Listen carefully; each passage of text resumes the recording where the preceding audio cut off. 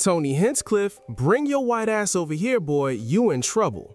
Now list, if you didn't catch Kevin Hart's roast on Netflix, watch it immediately. If you're into comedy and need a real laugh, that roast is straight up hilarious. Now, the lineup of comedians, I feel like it could have been a little stronger though. But if this is exactly who Kevin Hart wanted up there roasting him, then who are we to argue? Now, y'all already know how comedy works, especially when it comes to roasting somebody, right? You're basically gonna say the most disrespectful, foul, dark humor thing you can think of. That's just what a roast is supposed to be. Somebody is always gonna get offended. Honestly, if nobody gets offended after your set, then you probably didn't do your job right. On the flip side, someone might get offended and even try to press you about it. And that's exactly the situation we got here today, you guys. Hold up. Tony Hinchcliffe, while he was up there roasting Kevin Hart, ended up making a joke about George Floyd. This gig hosting the Academy Awards because of some homophobic tweets, but you'd be homophobic too if you were eye level with everyone's cock. He got into a fist fight on a private plane, proof that no matter how much money black people have, they're still just gonna act like ninjas. Always fighting. Like Bill Cosby, Hart is a black comedian from Philadelphia, and like Bill Cosby, women don't know when Kevin is inside of them. You've done good though, Kevin. The black community is so proud of you. Right now, George Floyd is looking up at us all, laughing so hard that he can't breathe. First off, rest in peace, George Floyd. And yeah, you already know this is a highly controversial topic. For some reason, many white Twitter users are fixated on George Floyd. If you've been on Twitter at all, you know exactly what I'm talking about. Hold up, so when Tony Hinchcliffe made that joke about George Floyd during the roast, it immediately sparked major backlash. So much so that Kevin Hart had to jump on Instagram to clarify the whole purpose behind a roast. Kevin Hart even dropped a video defending every comedian who stepped on that stage that night. He went on to praise each comedian for simply doing their job in a roast setting. Here's exactly what Kevin said. That, my friend, is what the fuck a roast is supposed to be. It's goddamn hard-hitting, relentless jokes with no consequence. It's the concept of a roast. You go hard or you go home. Shouts out to every comedian that came on that stage because they all understood the assignment, man. Shane Gillis was amazing. Fucking Chelsea Handler was amazing. Pete Davidson, amazing. Naeem Lynn, fucking amazing. Big J. Okerson, amazing. You saw comics be comics. Cheryl Underwood, fuck. Incredible you are, incredible you were, Cheryl. Holy shit. Cat Williams, insane. The shock factor kept being there. Cat's set was insane. There's no emotions attached to a roast. You get up there, you tell your fucking jokes, and we understand that they're gonna come with some fucking heat, but that's what a roast is supposed to be. Jeff Ross, amazing. Lizzo, Venus, Serena, The Rock, oh my God. DJ was fucking incredible last night. He's in rare form. Usher, the Burns song, so fucking good, man. So goddamn good. Tony Hinchcliffe fucking understood the assignment. Relentless as he always is, but funny. Like, you can't have emotions. You gotta understand what the fucking assignment is, man. Everybody came out there and did their fucking thing. Tom Brady was great. Did I say Tiana? Did I say Regina? I truly was blown away. Draymond took balls to get up there. Good shit, Draymond.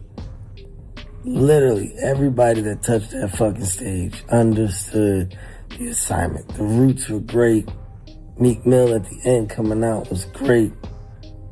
To all the fans that just understand and appreciate what a roast is supposed to be. You got that. Got that yesterday. No emotion. No emotion, no fucking feelings, man. It's not what a roast is about. Leave the emotions and the feelings at the front fucking door. People are coming in and they're looking for the shock factor. They're looking for the crazy reaction about the hard-hitting joke. Let them fly. It's all in the efforts of being funny.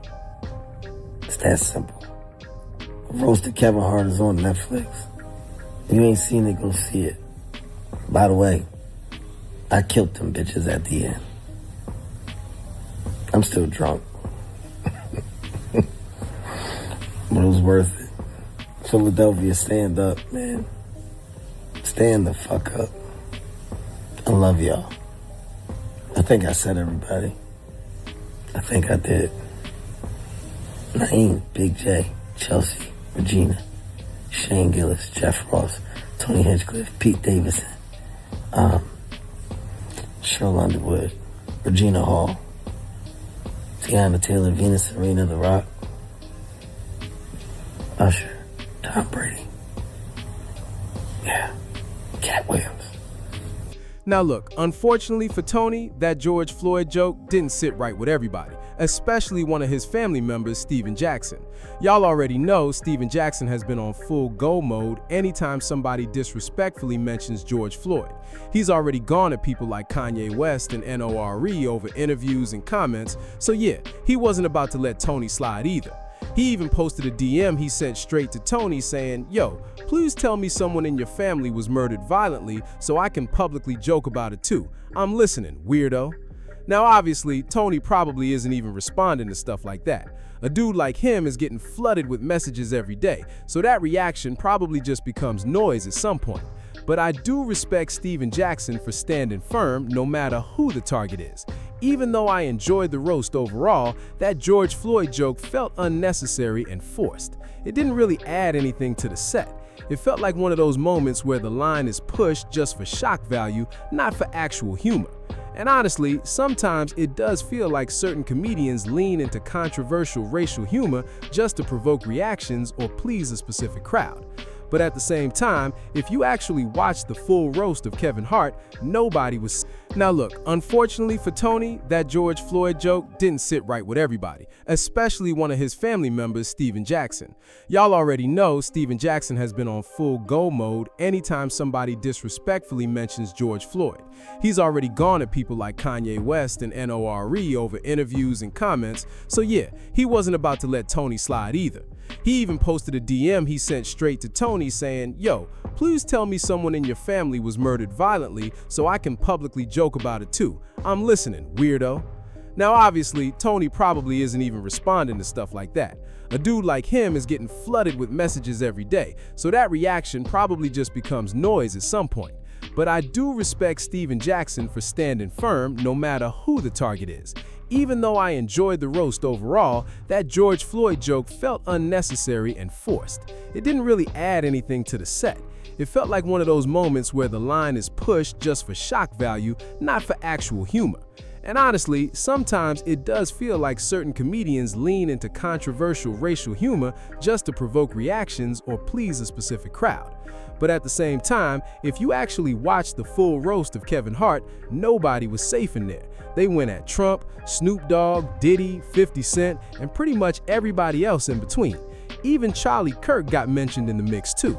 So it becomes one of those gray areas where it's comedy but still hits a sensitive nerve for people involved.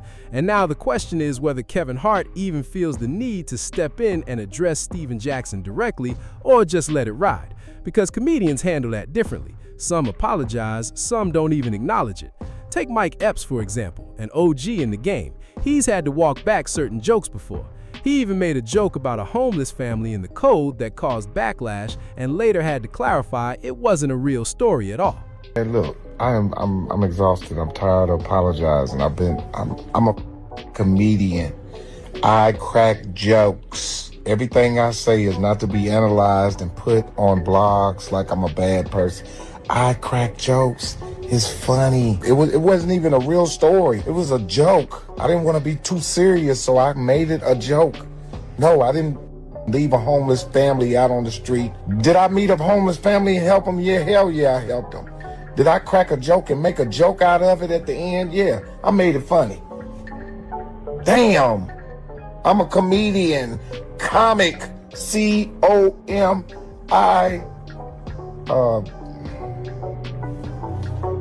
comic. However, it's still a very gray area in comedy when you're turning real-life events into punchlines. especially when those events are tied to trauma and pain for a lot of people. You guys already know how sensitive that line can get. So I need y'all in the comments right now. What do you make of Steven Jackson going at Tony Hinchcliffe like that? Do you think Tony should come out and apologize, or is this just part of the game when it comes to roast comedy? If you enjoyed this breakdown, make sure you like the video and subscribe to the channel. I'll catch y'all in the next one, man.